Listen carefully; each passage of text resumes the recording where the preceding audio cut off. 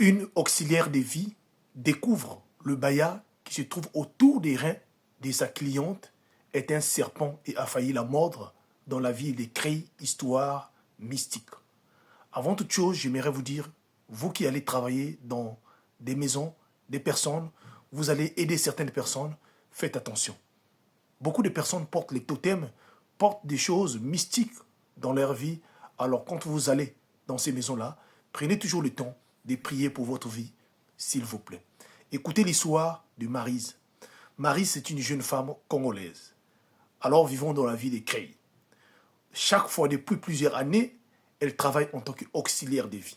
Et chaque fois, on l'envoie dans plusieurs endroits pour aller travailler. Et cela se passait très très bien. Voilà, l'année dernière, Maryse donc trouve une autre cliente, une femme d'origine française, très très fatiguée. Voilà, elle avait pratiquement 75 ans. Voilà comment cette dernière va aller travailler chez cette dernière. En arrivant chez elle à la maison, elle va constater le premier jour, autour des reins de la vieille dame française, il y avait un baya.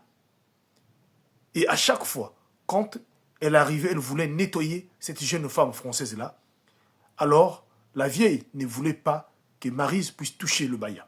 Disons à Maryse que ce baya-là me sert de protection, donc je n'ose jamais, je ne permets jamais à quelqu'un de toucher ce baya-là. Mais comment nettoyer une personne qui est fatiguée sans avoir touché ses reins? Alors c'était très difficile pour Maryse. Les jours se sont passés, tout le jour, elle venait, elle respectait cela. Voilà un jour où elle arrive le matin pour prendre comme d'habitude pour travailler. Quand elle rentre dans la maison, elle retrouve la vieille dame allongée sur le sol, mais inconsciente. Alors Maryse décide donc d'appeler les pompiers. Mais avant que les pompiers arrivent, il fallait l'aider cette dernière-là à répondre. Voilà. Et voilà comment, avant que les pompiers arrivent, Maryse s'est battue afin de vouloir réanimer la vieille dame française. Mais sauf que, en faisant des mouvements, elle finit par toucher alors les reins de la dame dont elle avait été interdite là où se trouvait le baya. Et dans les minutes qui suivent, le baya a fini par se transformer en serpent dans la maison. Et cette dernière-là, elle a crié. Au moment qu'elle s'apprêtait à courir, à sortir, le baya, le serpent commença à vomir quelques grains comme des perles. Et aussitôt est redevenu, après quelques secondes, encore un baya. Au moment qu'elle sortait pour courir, voilà comment ceux dont il avait appelé pour venir secourir la dame étaient déjà là. Et voilà, ce groupe vont tenir la dame, donc Maryse, pour demander à Maryse de rentrer avec elle à la maison. Et quand ils vont rentrer, la dame était toujours là, inconsciente. Voilà. Alors, les pompiers vont aider, donc les secouristes vont aider cette dernière-là afin de l'emmener à l'hôpital.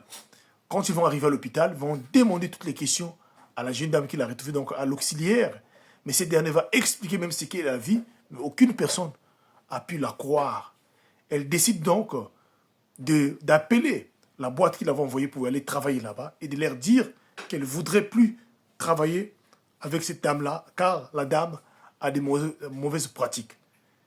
Mais la boîte ne croyait pas. Elle a donné sa version que la dame porte un serpent tout autour de ses reins qui est en forme de baya, mais ce serpent-là a failli véritablement la mordre. Donc elle ne souhaiterait plus repartir dans ce pavillon-là. Et alors, elle lance l'appel. Elle dit à toutes les personnes qui vont travailler chez les gens, chez les personnes, de faire de plus en plus attention. Surtout de prier à chaque fois quand vous rentrez dans la maison d'une personne pour aller travailler. Surtout les auxiliaires de vie, des femmes de chambre.